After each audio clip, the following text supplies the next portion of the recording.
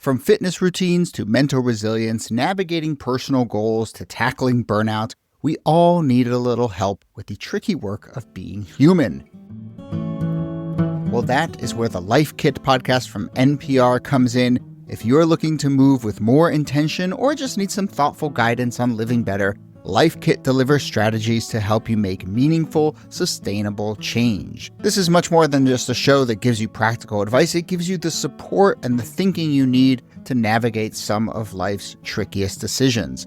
For instance, we're headed into the fall. Those of us with kids or those of us in school are going back to school. This can be a pretty tricky time. Well, Life Kit has a number of episodes on how to support your kids, from setting up routines to dealing with smartphones to just trying to emotionally connect with them as they go through the tricky stuff that is being a kid and a teenager.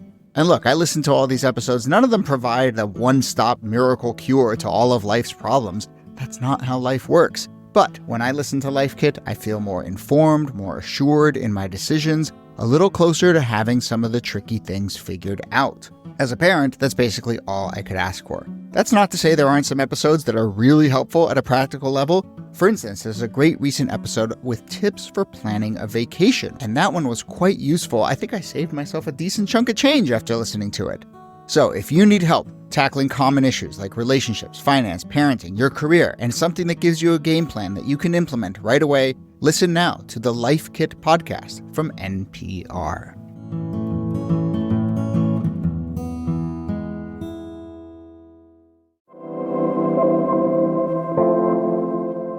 Hello and welcome to This Day, a history show from Radiotopia. My name is Jody Avergan.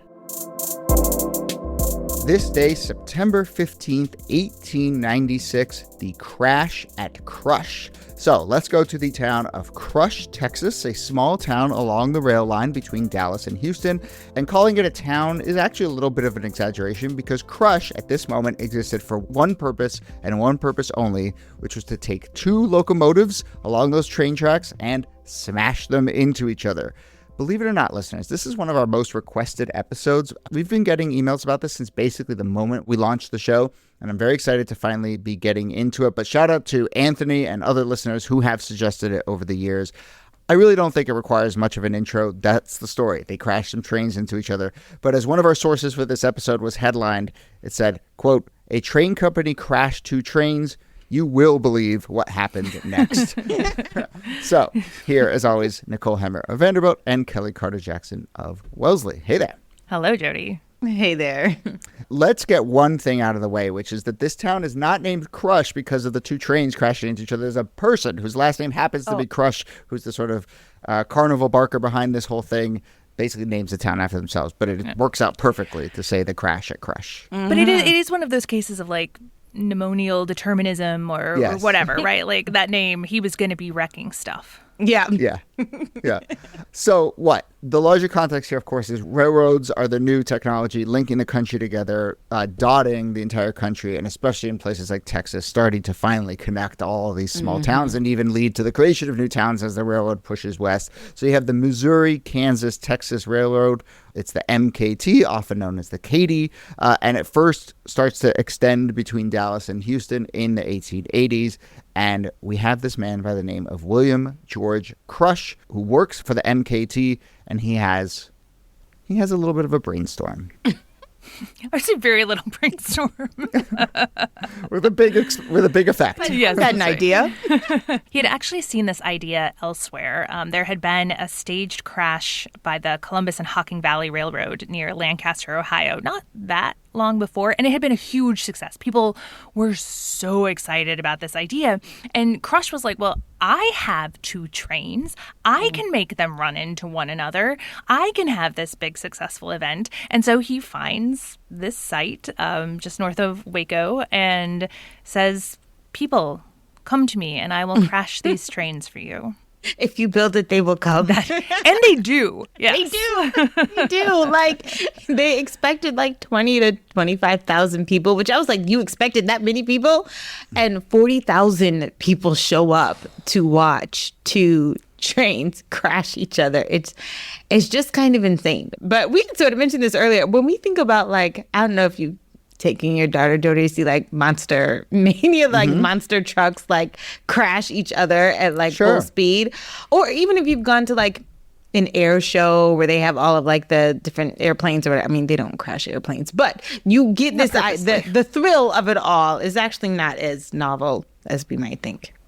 Right. And trains, I mean, if you've ever seen little kids around trains, they're absolutely captivated by them. But even more so in the 19th century when trains were the lifeblood of the economy. They were these like massive technological marvels, and they were kind of like the big industry in every town west of the Mississippi, because that's what made the towns west of the Mississippi was railroad junctions. It's what opened up the West to white settlers, and there is this kind of fascination with them, and even more so with kind of the macabre crashing of them, right? Yeah. Like I can get why people want to see that. Yeah. Look, I can get why people want to see it. It's the the monster truck thing, just the like circus nature of it. But William Crush works for the railroad. He is trying to hype up this new technology. And so at some basic level, I'm like, is this the best way to show the awesome power of trains and how trains are going to revolutionize this country by horrifically crashing two of them into each other? I mean, if if you were selling this technology, and so like this is an event, we'll get into the details. This is an event on its own that it raises a lot of money, and he has that side of him. But I don't think it helped his cause as someone who worked for the railroad, right? This is why I call it a very little brainstorm. Yeah. Like, he was like, imagine this would be awesome, and especially how this ends up, turning out, as we'll discuss. Can you imagine him just going up to people afterwards? So, what do you think? You want to build one of these and coming through? You want one of these coming through your town 5 times a day? Yeah. And it's interesting too the way that the incentives are structured. So people got to come to the show for free. There weren't like tickets being charged or anything like that. But of course they had to take a train to get there. And so the train company was making all of this money off of tickets. And yet you're right, Jody. Like. Yeah. You get there, and your mode of transportation is now crashing into another. How are we going to get home? Back on a train. Right? Yeah. But like, this is classic. Like, guys. Give people hardware for free and then sell them the software, right? Yeah, so, like, this is very much in line with that. But yeah, so we should point out that they actually build a 4-mile stretch of track that's different from the train track that brings people to and from the town. That they run it on this sort of specially built train track. You mentioned, Kellie, how many more people showed up than they expected, but that's because this was like the most hyped event ever. I mean, there were newspapers for months running daily reports about the construction of the train and profiling Crush and all the people who were going to go and so forth. So I mean, could you imagine if you had a small business, you're like, oh, we're about to go sell some hot dogs. Like, or the people who would show up with like their lunch stands or something like that, or selling bottles of water or whatever. Like, there's money to be made. You know what I mean? Yeah. Whenever you've got a good crowd like this. I mean, it's kind of like the circus coming to town. And in fact, they do have the Rigland brothers are part of this, and they have performers, and they have a telegraph office pops up in order to send dispatches. So it really does turn into more than just kind of these two trains crashing into each other. Yeah, they basically build this town of Crush, and they think about it as a town. They put in water wells and grandstands, and they build a little wooden jail because they're like, well, people get rowdy. So they've got all the basics covered. Yeah. So each end of the track is atop a relatively low hill on opposite sides of a bowl-shaped valley. And much like, an 8-year-old playing with their train set, they have this idea, well, we're going to put the trains at the top of this slope, and then we're just going to kind of nudge them towards each other, and they're going to crash at the bottom of this valley. They do run a speed test the day before to try and predict the precise point of the collisions. And, at the end of this speed test, they determine, okay, this is going to be safe. More specifically, the engines have been designed to resist ruptures, and even if they go into each other at pretty high speed, we don't think these things are going to explode.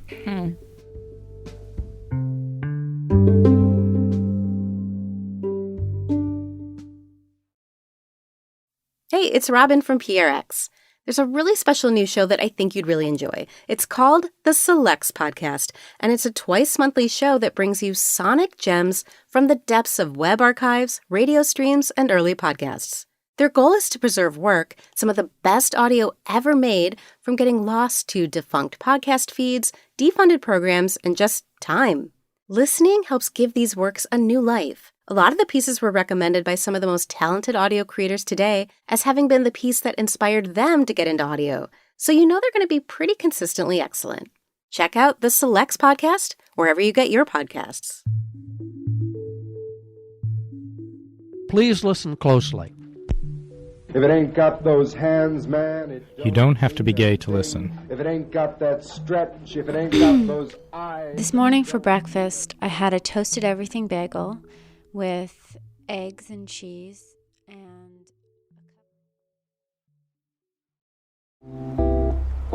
Well, folks, it happened. It's here. Fall is in full swing, and it is the perfect time to refresh your wardrobe with pieces that feel as good as they look. Luckily, Quince makes it easy to look polished, stay warm, and save big without compromising on quality. I am turning to Quince for all my fall staples that actually last. You've heard me talk about Quince on this show. You've heard me talk a lot about linen. Linen time, though, is over. It is now time for wool, denim, and even, dare I say, cashmere. Look, I never thought cashmere would be part of my life, but with Quince, there are actually pieces like cashmere sweaters and scarves and hoodies that are really nice and affordable. A 100% Mongolian cashmere sweater from $50. There's washable silk tops and skirts, perfectly tailored denim, all at prices that continue to blow me away. So keep it classic and cozy this fall with long-lasting staples from Quince. Go to quince.com/thisday for free shipping on your order and 365-day returns. That's QUINCE.com/thisday to get free shipping and 365-day returns.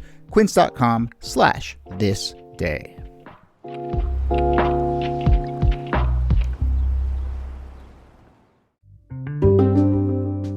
There's even kind of like a NASCAR vibe where they put advertising on all the little train trailers that are being pulled behind it, and they create a kind of crash zone, right? They're like, everybody needs to stay outside of this radius because we've predicted, because we have these explosion-proof engines, we've predicted how far the blast is going to go. So just stay outside of that area. And people, actually, they had to delay this by 2 hours because people didn't want to leave the blast zone. Oh my gosh, people. I just don't understand.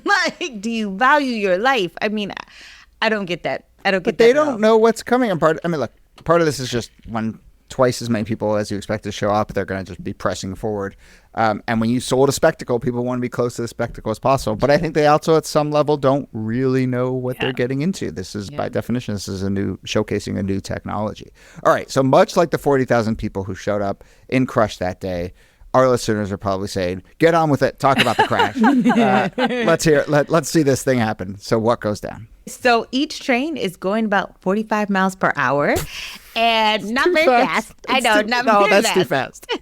And when they collide, much to everyone's surprise, there is a major explosion, like a huge explosion, a large crash. It's like, you've got shrapnel flying everywhere. You've got timber and, a shower of splinters, and it's hitting people in the audience. Both of the boilers exploded simultaneously. You've got this big cloud of smoke. It's like a missile going off. It was not well thought out at all. Stuff is shooting hundreds of feet into the air. And people are getting hit by debris. Matter of fact, 2 people get killed in the process of this. Yeah, and it's kind of surprising it wasn't more, given everything that was flying through the air at this point. But it's a deadly event. And, the person who was like, you will believe what happened next. Yeah, that's what happens when you stand too close to 2 exploding trains as your form of entertainment. There was actually a veteran from the Civil War who was looking at the scene afterwards and was just like, this is what it was like as a Civil War battle, having all these people just dropping around you. Talk about PTSD. That's no joke. Seriously. Well, we'll talk about PTSD in a second, too, for some of the survivors. But there's another technology that we haven't mentioned here, which is photography. And, much like the Civil War, where we one of the first photographed wars, there is an incredible record of photography around this. And we should give a shout out to 99% Invisible, which I suspect is where a lot of our listeners kind of first heard about this, but they did a really interesting episode about this, and they have a great blog post on their site with a bunch of these photos But, there's photos of the trains running towards each other. There's photos of the trains like a millimeter away from crashing into each other. Then there's photos of just this massive explosion where you can see the shrapnel. I mean, some of the shrapnel is like, the size of your fist. Some of it is like a huge wooden shard, like 5 feet long, flying out hundreds of feet into the air. And then, again, maybe not surprising. People still behave this way, especially when they're in crowds. Yes, they do. Almost immediately afterwards, what do people do? They run towards it. Yes, they yes. climb on top. Let me get a piece of that action. Let me get a piece. They pose for photos. So there's these amazing photos of just this like mangled, mess of these two trains crushed together with hundreds of people posing on top of it. Yeah. I can't say I wouldn't do that. But I'd like to think I'd be like, I'm out. After the explosion was clear, after the smoke has cleared, after everyone has been taken, to the hospital or whatever, I might take a brick. I might take just a little piece of shrapnel. I don't know.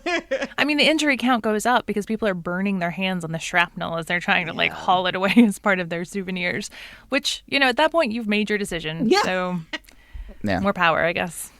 So William Crush, he gets his spectacle, I suppose. It gets a lot of coverage. He's basically fired on the spot. Immediately. Yeah. They were like, this is not great advertising. Our trains kill people. Yeah. But the amazing thing about this is he's fired because they're expecting all of this negative publicity that never comes. Like the way that the news covers it is like, oh my God, this amazing spectacle of these two trains hitting one awesome another. Power of railroads, right? Yeah. And so they basically rehire him the next day. Unbelievable. So he continues to work for the company until he retires. Yeah. Honestly, we see a lot of this nowadays. Oh my God, too much of this nowadays. Too much of this. Anthony Scaramucci of mid-century trains. Kind of the reverse. He keeps jobs. I guess so. Yeah, that's right. He keeps his job. Now, okay, so no surprise. I mean, we mentioned a couple people died. There were a lot of injuries. There are lawsuits, and we don't have to get too deep into it. One of the photographers receives damages in the current day equivalent of about $350,000. Not nothing. One of the most incredible facts of this entire story is that a number of the victims' families, as part of the settlement, received lifetime rail passes from the MKT company. I mean, it's stunning. Somebody fire that lawyer. Imagine like a family member dying in a plane crash and my to reward gosh. you with just like a lifetime of free miles. Yeah. And you're like, well, it's every been time I fly wild. now, I am flying thanks to my dead relative. I don't know. It's But not good. somebody was cashing in like, come on, train road trip. Yeah, of course they got were. these Again, tickets. only way to get around. Yeah. Okay, so let's wrap up, but let's point out that this is not a one-time event. I think it's maybe the most well-known, especially because some of those photographs are just so incredible. But, crashing trains into each other was kind of an American obsession for a solid, almost half century there. And, there's stories of the biggest one was in New York. 162,000 people show up. There was one guy by the name of Joe Connolly who planned more than 70 train wrecks throughout his career. He got the nickname Head-On Joe. Good nickname. Good nickname. Accurate. And I guess the real reason we remember this one is because in most of those other ones, stuff didn't explode. And that's really what distinguishes the Crush incident. But I don't think the right lessons were learned, as you were saying, Niki. I think this is a very American story of an incident happening and everyone walking away thinking, we can make cash off this. Yes. And that explains why we are where we are today. Oh, in so many ways. Many ways.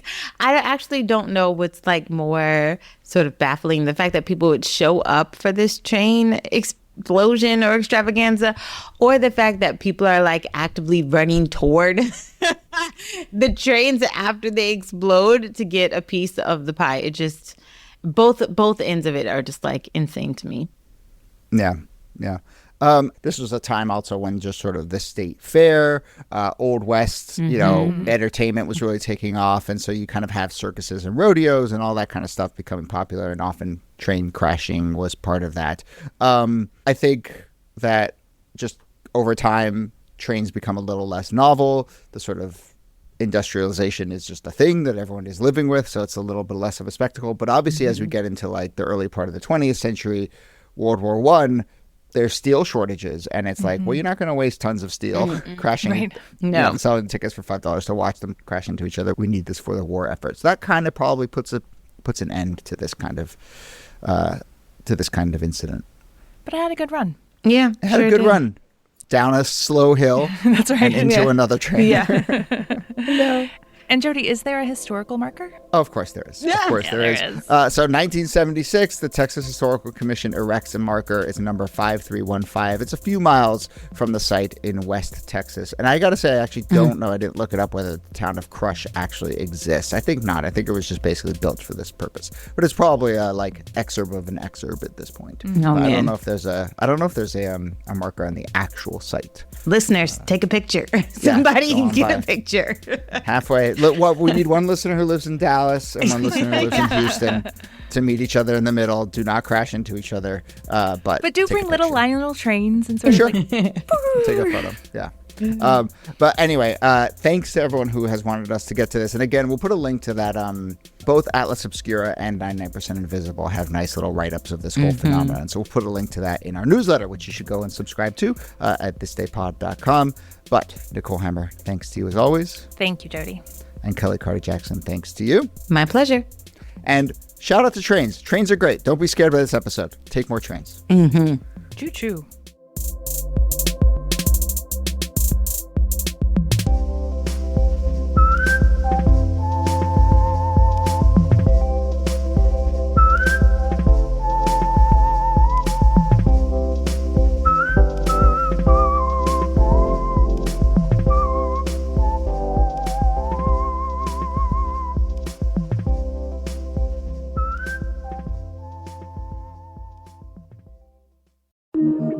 Radiotopia.